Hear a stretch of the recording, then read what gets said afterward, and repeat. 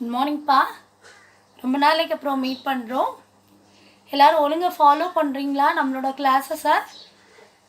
என்னென்ன பார்க்குறோன்னு தெரியுதா?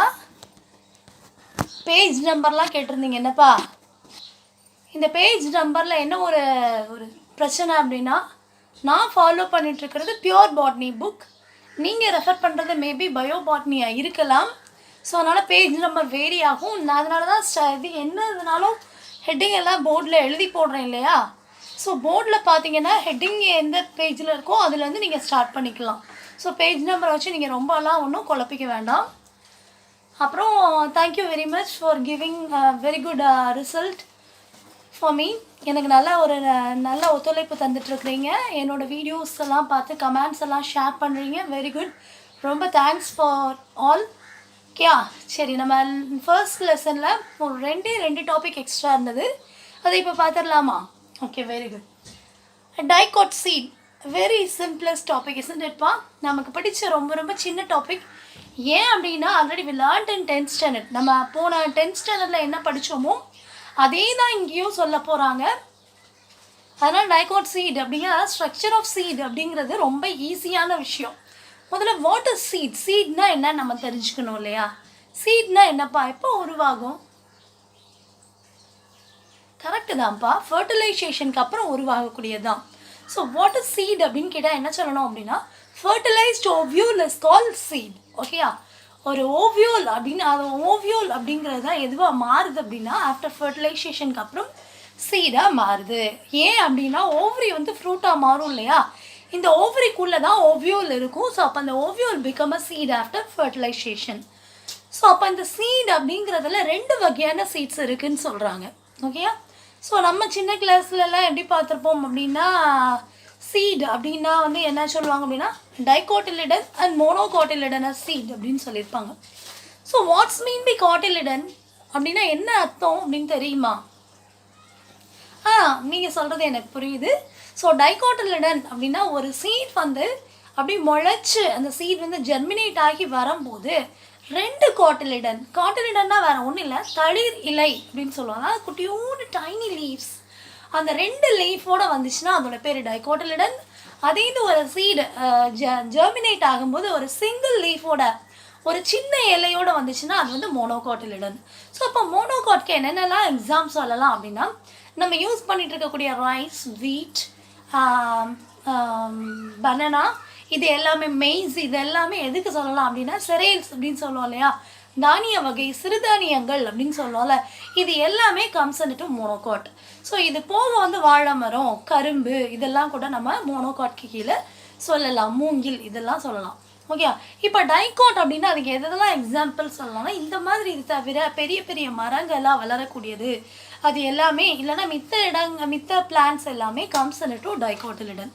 ஸோ இப்போ நம்ம வந்து முதல்ல இப்படி தான் படிச்சிருப்போம். அதாவது அந்த சீட் வந்து 2 காட்டிலிடனோட அரைஸ் ஆகணும். இன்னொருத்தவங்க சொன்னாங்க, அதாவது அந்த சீடை வந்து 2 இரு சமபாகங்களாக பிரிக்க முடிஞ்சா அது டைகாட் சீட் அப்படின்னு கூட நம்ம கன்சிடர் பண்ணிக்கலாம் அப்படின்னு சொல்லி லோயர் கிளாஸ்க்கு ஒரு டீச்சர் கற்றுக் கொடுக்கும் போது நான் கேட்டேன்.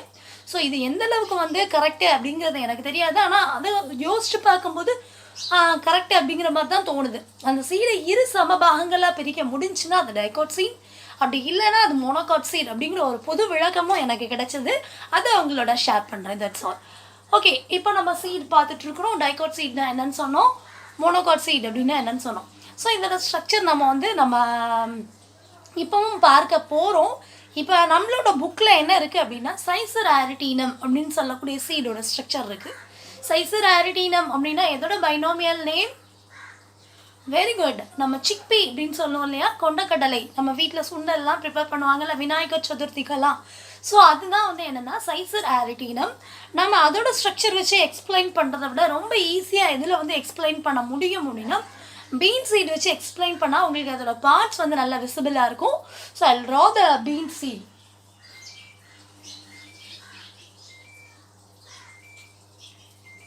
இதுதான் ஒரு பீன் சீட். இந்த பீன் சீட் அப்படிங்கிறது ஆக்சுவலி என்ன ஷேப்பில் இருக்கும் அப்படின்னா கிட்னி ஷேப்பில் அப்படின்னு சொல்லலாம். ஸோ கிட்னி ஷேப்பில் இருக்கக்கூடிய இந்த பீன் சீடில் இந்த ஸ்ட்ரக்சரை தான் நான் ஏற்கனவே இதுவுமே வந்து ஒரு டைகாட் சீட்குள்ள எக்ஸாம்பிள் தான். இதில் வந்து இந்த டைகாட் சீடோட ஸ்ட்ரக்சரை நான் இப்போ வந்து எக்ஸ்பிளைன் பண்ண போகிறேன். ஸோ முதல்ல இந்த சீடு இருக்கு இல்லையா, இந்த சீடு என்ன ஆகும் அப்படின்னா ஜெர்மினேட் ஆக போகுது. ஸோ ஒரு விதை ஜெர்மினேட் அப்படின்னா முளைக்கிறது அப்படின்னு அர்த்தம். ஒரு விதை முளைக்கணும்னா என்னென்னப்பா அவசியம்? ஒரு நார்மலாக எல்லா விதைகளும் முளைக்க முடியுமா?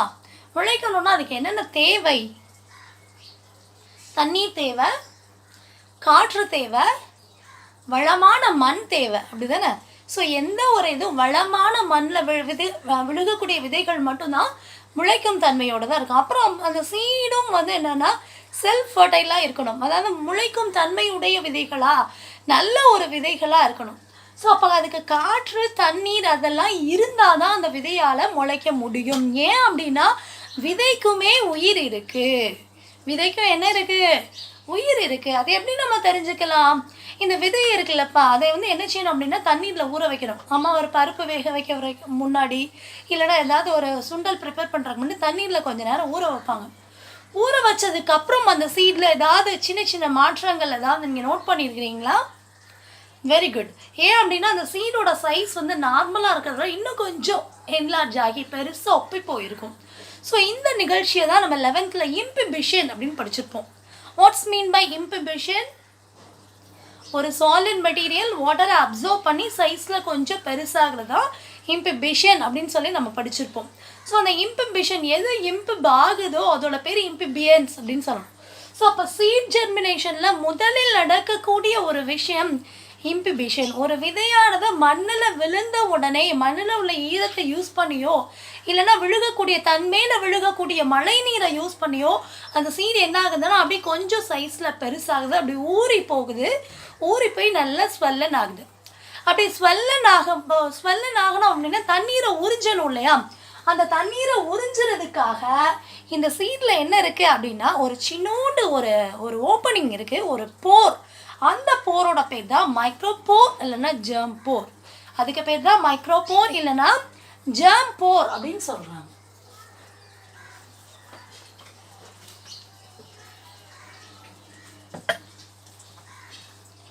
மைக்ரோபோர் அல்லது ஜெர்ம் போர்.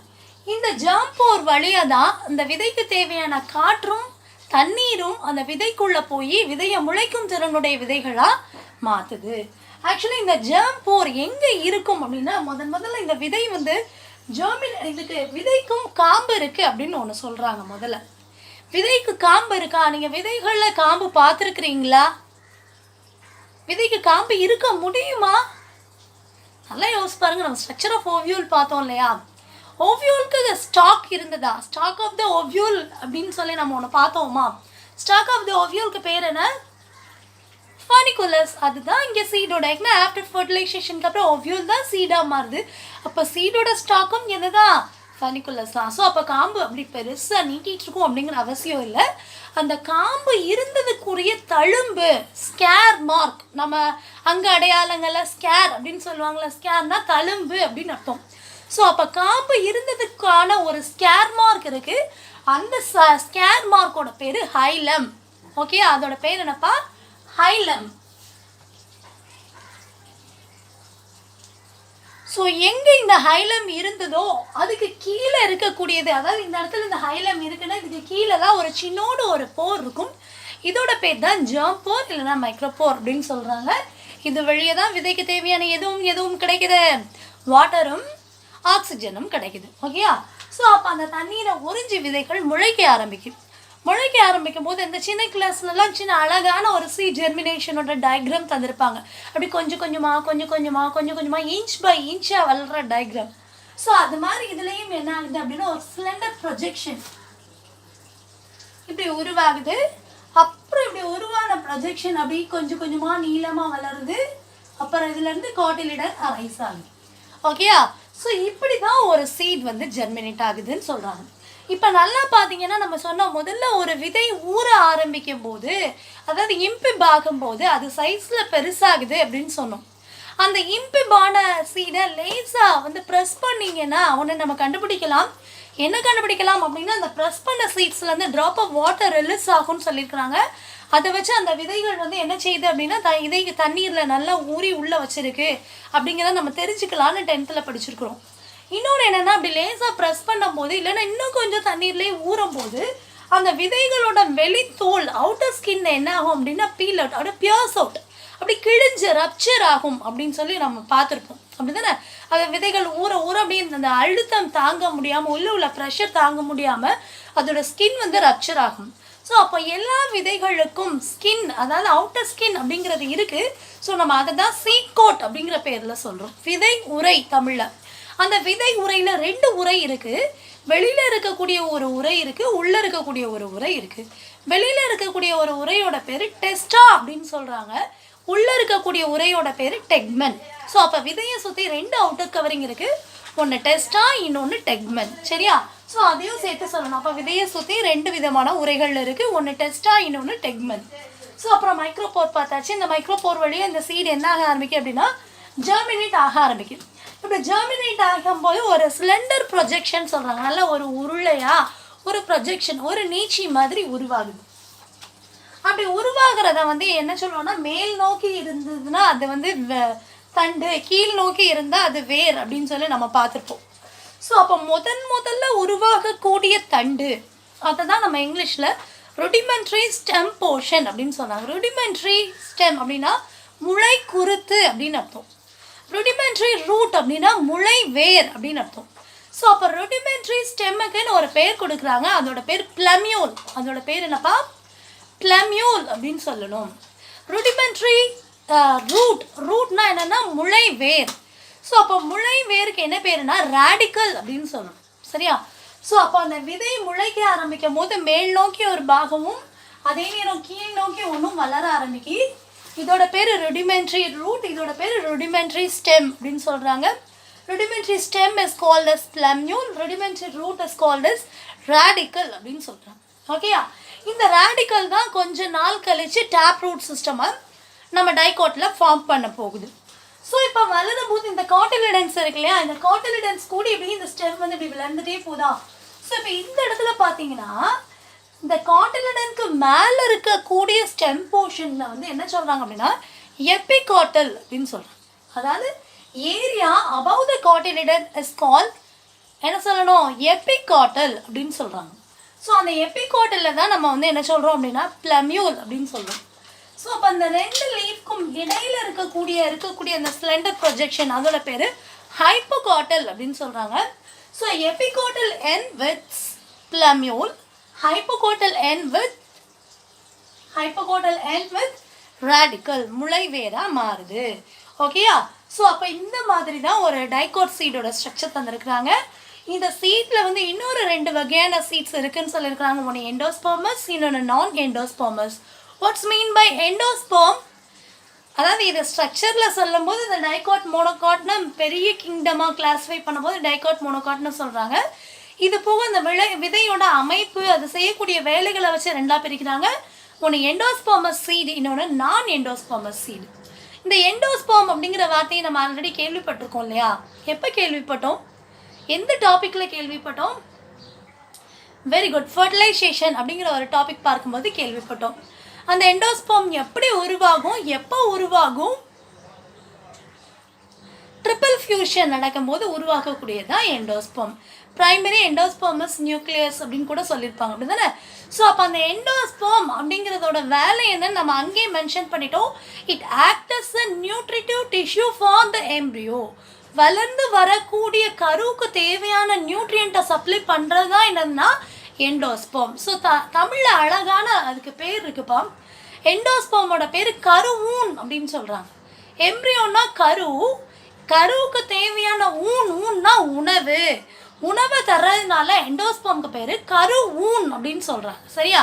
ஸோ தமிழ் புக்கையும் சேர்த்து ரெஃபர் பண்ணுங்கள். இல்லைன்னா தெரியாத வார்த்தைகளுக்கு தமிழில் கற்றுக்கோங்க, படிக்கிறது ரொம்ப எளிமையாயிரும். ஓகே? ஸோ இதுதான் வந்து இந்த எண்டோஸ்பர்மஸ் சீட் அப்படின்னா இந்த விதைக்கு தேவையான சாப்பாடு எல்லாமே இதுக்குள்ளே ஸ்டோர் பண்ணி வச்சுருக்கு. அந்த சாப்பாடை யூட்டிலைஸ் பண்ணி அந்த சீடு வந்து ஜெர்மினேட் ஆச்சுன்னா அது எண்டோஸ்பர்மஸ் சீட். ஒரு சில விதைகளில் இந்த சாப்பாடு அந்த உள்ளே ஸ்டோர் ஆகாமல் இருக்கலாம். அதுக்கு பேர் நான் எண்டோஸ்பர்மஸ் சீட் அப்படின்னு சொல்கிறாங்க. So that's all about the structure of dicot seed. Now we learn about monocot seed. இப்போ நம்ம எதை பற்றி பார்க்க போகிறோம் அப்படின்னா மோனோகாட் சீடோட இதை பார்க்க போகிறோம். மோனோகாட் சீட்க்கு ஏதாவது எக்ஸாம்பிள் சொல்ல முடியுமா?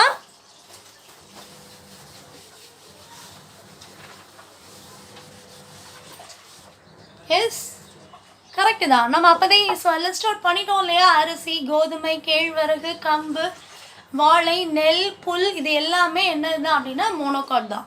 ஸோ மோனோகாட் சீட்க்கு நம்ம ஆல்ரெடி 10th என்ன எக்ஸாம்பிள் பார்த்துருந்தோம்? Rice seed. Very good. நம்ம ரைஸோட ஸ்ட்ரக்சரை தான் பாருங்க.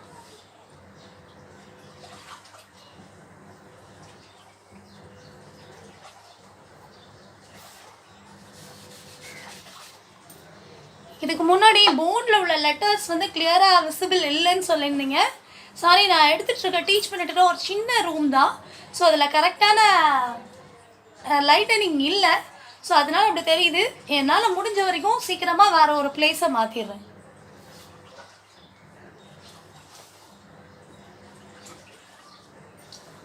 Monocot seed. So monocot seed அப்படின்னா அதுக்கு நம்ம என்னது எடுத்துக்கிறோம் அப்படின்னா ரைஸ் எடுத்துக்கிறோம்னு சொல்லியாச்சு. ஸோ ரைஸ் சொல்லலாம், இல்லைன்னா பேடி அப்படின்னு கூட சொல்லிப்போமே. பேடினா என்னது? நெல். நான் முதல்ல ஒரு கொஷின் கேட்குறேன். நெல் அப்படிங்கிறது ஃப்ரூட்டா சீடா? அதுக்கு முதல்ல நீங்கள் ஆன்சர் யோசிக்கணும். நெல் அப்படின்னு சொல்கிறது ஃப்ரூட்டா சீடா? எத்தனை பேர் ஃப்ரூட்ஸ்ன்னு சொல்கிறீங்க?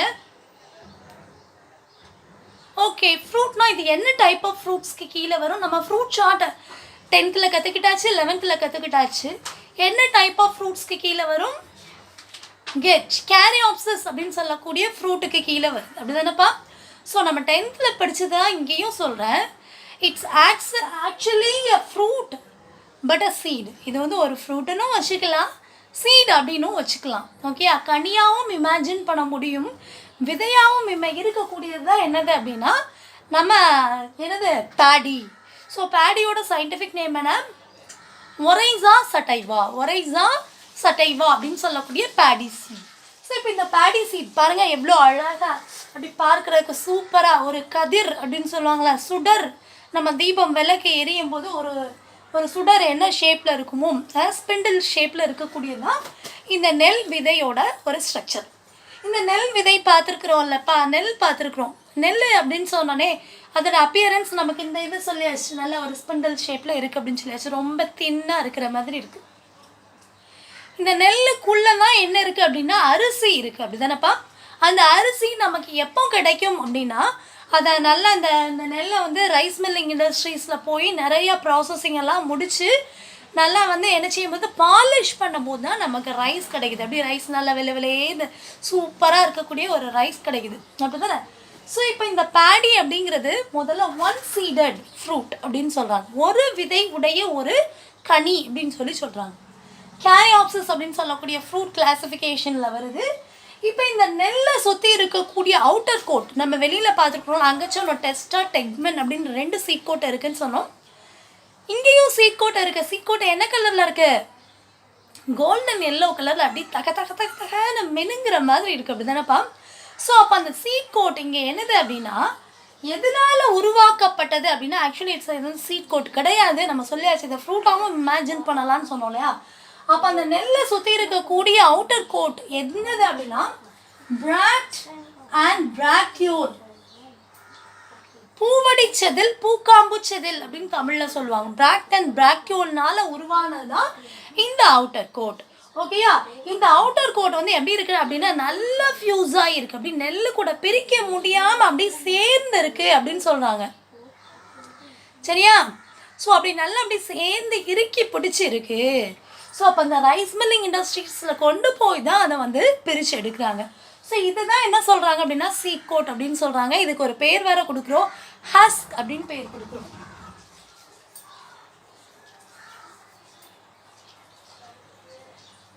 ஹஸ்க்னா உமி அப்படின்னு சொல்லுவோம்ல, நம்ம உமி அப்படின்னு சொல்லுவாங்கல்ல, அதுதான் ஹஸ்க். ஸோ அப்போ அந்த பிராக்ட் அண்ட் பிராக்டியோல் சேர்ந்து தான் சீட் கோட்டாக மாறி இருக்கு. இந்த சீட் கோட் வந்து கோல்டன் எல்லோ கலரில் நல்ல ஷைனிங்காக ரஃப்பாக சொரசுரன்னு இருக்கிற மாதிரி இருக்குது. அதை தான் வந்து நம்ம என்ன சொல்கிறோம் அப்படின்னா ஹஸ்க் அப்படிங்கிற பேரில் சொல்கிறோம். ஸோ அப்போ இது சீட் கோட்டாக இருந்தால் உள்ளே இருக்கக்கூடிய ஃப்ரூட் இருக்கு இல்லையா, அந்த ஃப்ரூட்டுக்குன்னு ஒரு வால் இருக்கும். அதை வந்து ஃப்ரூட் வால் வந்து என்ன ஆயிருக்கு அப்படின்னா அந்த நெல்லோட அப்படி ரொம்ப டைட்டாக இதுக்கு உள்ளே இருக்கக்கூடிய ஒரு லேயர். ஸோ என்ன லேயர்னு உங்களால் இமேஜின் பண்ண முடியும்னு நினைக்கிறேன். ஒரு அரிசியை முதல்ல பாலிஷிங் பண்ணுறதுக்கு முன்னாடி அதை அன்பாலிஷ்டு ரைஸ் அப்படின்னு சொல்லுவாங்க. பட்டை தீட்டப்படாத அரிசி அப்படின்னு சொல்லுவாங்க. ஸோ அது என்ன கலரில் இருக்கும் அப்படின்னா நல்ல ரெட் கலரில் இருக்கும், நல்லா ரெட் கலரில் இருக்கும். சிவப்பு அரிசி அப்படின்னு கூட சொல்லுவாங்க, இல்லைன்னா கைக்குத்தல் அரிசின்னு சொல்லுவாங்க. ஸோ அப்போ அந்த வெளியில் இருக்கக்கூடிய அந்த ரெட் கலர் ஸ்ட்ரீக் சின்ன சின்ன கோடு கோடாக இருக்கிற மாதிரி இருக்கும் அரிசியில். ஸோ அதுதான் என்னது அப்படின்னா அங்கே ஃப்ரூட் வால். ஓகேயாப்பா, பழத்தோட தோல் என்னது அப்படின்னா அங்கே ரெட் கலரில் இருக்கக்கூடியது. அது வந்து அந்த இது கூட ரைஸ் கூட சேர்ந்துருக்கும். அது எப்போ மட்டும்தான் ரிமூவ் பண்ண முடியும்னா ரைஸ் மில்லில் போய் பாலிஷ் பண்ணும்போது மட்டும்தான் ரிமூவ் பண்ண முடியும். ஸோ அந்த பாலிஷிங் ப்ராசஸ்லாம் முடிஞ்சதுக்கப்புறம் நம்ம வீட்டுக்கு வரக்கூடிய ரைஸ், பேக் பண்ணி வரக்கூடிய ரைஸாக நல்லா ஒயிட் கலரில் இருக்குது. ஆக்சுவலி நம்ம யூஸ் பண்ணக்கூடிய ரைஸில் எந்த விதமான சத்தும் இல்லை. ஏன் அப்படின்னா நம்ம இந்த ஃப்ரூட் வால் சொன்னோம் இல்லையா, சிவப்பரிசி, அதெல்லாம் பீட்டா கரோட்டின் அப்படின்னு சொல்லக்கூடிய பொருள் அதிகமாக இருக்குது. இந்த பீட்டா கரோட்டின் அப்படிங்கிறது ப்ரிகாஷன் ஆஃப் விட்டமின் ஏ. அது நிறைய நம்ம சாப்பிடும்போது விட்டமின் ஏ அதிக அளவில் கிடைக்கும் அப்படின்னு சொல்கிறாங்க. ஸோ அதனால தான் இப்போ நம்ம வந்து பேக் டு என்ன சொல்லலாம், ட்ரெடிஷ்னல் ஃபுட் ஐட்டம்ஸ்க்கு நம்ம மாறியாச்சு. இந்த கொரோனா வந்ததுனால அப்படின்னு கூட சொல்ல முடியாது. இப்போ எல்லாருமே எதை விரும்புகிறாங்க அப்படின்னா அந்த காலத்தில் நம்ம தாத்தா பாட்டி நம்மளோட முன்னோர்கள் எதை சாப்பிட்டாங்களோ, எது அவங்களுக்கு ஹெல்த்தியாக இருந்ததோ அந்த ஃபுட் ஐட்டம்ஸ்க்கு நம்ம மாறிட்டோம். ஸோ இப்போ எல்லோரும் என்ன செய்யலாம் அப்படின்னா நார்மலாக பாலிஷ்டு ரைஸ் வாங்குறத கொஞ்சம் குறைச்சிட்டு இந்த மாதிரி இல்லை இந்த ரைஸ் சிவப்பு கைக்குத்தல் அரிசியோ அப்படி இல்லைன்னா சிறுதானிய வகைகளையும் நம்மளோட ரொட்டீன் ஃபுட்டில் வந்து சேர்த்துக்கிடலாம். Okay, it's my suggestion. Okay, நம்மளோட லெசனுக்கு வருவோம். ஸோ இப்போ இந்த ரைஸ் ஹஸ்க் அப்படின்னு சொல்லக்கூடிய அவுட்டர் கோட் சொன்னோம். அப்புறம் சீட் கோட்டாக இருக்கக்கூடிய அந்த ரெட் கலர் ஸ்ட்ரீக்காக உள்ள லைன் பற்றியெல்லாம் சொல்லிடுவோம். ஸோ இப்போ இந்த ரைஸ் வந்து என்ன ஆகுது அப்படின்னா முளைக்க ஆரம்பிக்குது. அப்படி முளைக்க ஆரம்பிக்கும் போது இதோட இன்டர்னல் ஸ்ட்ரக்சர்னு ஒரு டயக்ராம் இருக்குது நம்மளோட புக்கில். அது கொஞ்சம் வித்தியாசமாக இருக்கும்.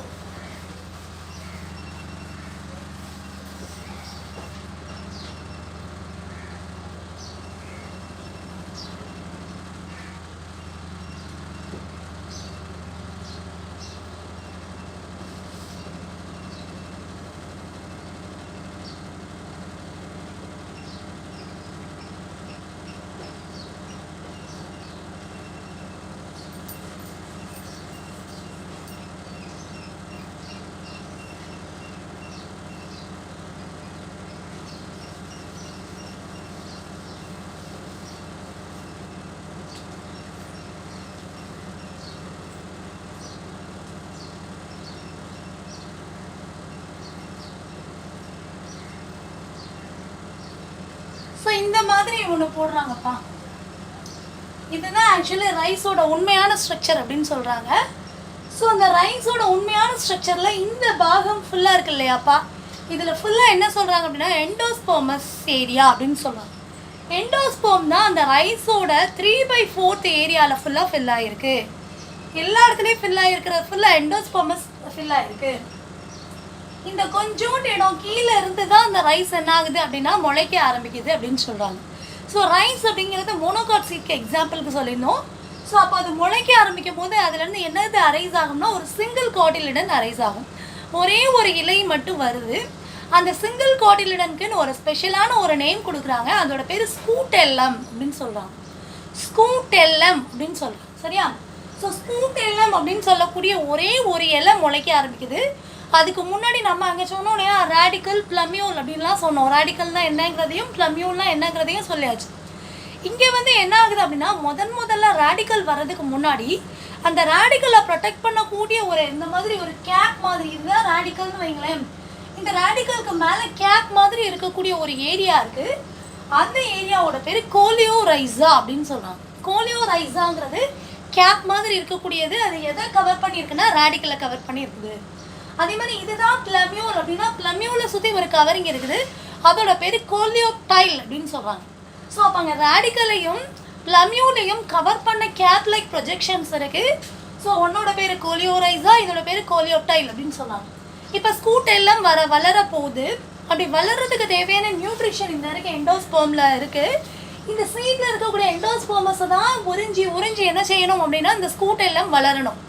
அப்போ இந்த ஸ்கூட்டெல்லம்க்கு தேவையான நியூட்ரியன்ட் இங்கே இருந்தாலும் இங்கே இருக்கக்கூடிய நியூட்ரியண்ட்டை எடுத்து சப்ளை பண்ண போகிறது யார் அப்படின்னா இங்கே நம்மள இருக்கக்கூடிய ஒரு லேயர். இந்த லேயரோட பேர் எபித்தீலியம் அப்படின்னு சொல்கிறாங்க.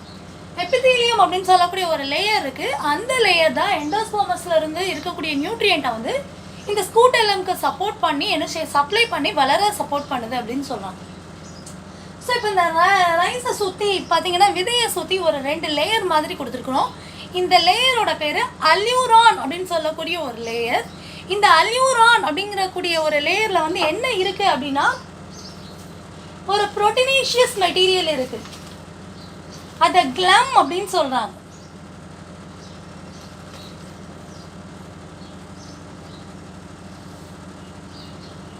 கிளம் அப்படின்னு சொல்கிறாங்க. இந்த கிளம்னு சொல்லக்கூடிய ஒரு புரோட்டீனேஷியஸ் லேயர் அல்யூரான் அப்படிங்கிற பொருள்னால் உருவாக்கக்கூடியது. இது வந்து ப்ரெசென்ட் ஆயிருக்குன்னு சொல்கிறாங்க. ஸோ இது வேற ஒன்றும் இல்லை, இது வந்து ஒரு புரோட்டீனேஷியஸ் லேயர் அப்படிங்கிற ஒரு தகவல் மட்டும் நமக்கு எக்ஸ்ட்ரா தந்திருக்கிறாங்க. ஓகேயா? ஸோ இப்போ இதில் வந்து நம்ம எக்ஸ்ட்ராவாக பார்த்தது அந்த வரக்கூடிய சிங்கிள் கார்டிலேஜனோட பேர் ஸ்கூட்டெல்லம். அந்த ஸ்கூட்டெல்லம்க்கு தேவையான ஃபுட் மெட்டீரியலை சப்ளை பண்ண போகிறது எபிதீலியல் டிஷ்யூ. இங்கே ரேடிக்கல் அண்ட் ப்ளமியோவில் சுற்றி அவுட்டர் கவரிங் வேறு இருக்குது அப்படின்னு சொல்லியிருக்கோம். இதுதான் வந்து என்னது அப்படின்னா ஸ்ட்ரக்சர் ஆஃப் மோனோகாட் சீடோட structure. So that's all about the first lesson இதோட நம்ம முடியுது. வீடியோக்காக கொஞ்சம் நீங்கள் ஈகராக வெயிட் பண்ணியிருந்தீங்கன்னு தெரியுது. சாரி, என்னால் தான் எடுத்து அனுப்ப முடியல. So shall we meet on second lesson. Okay, bye.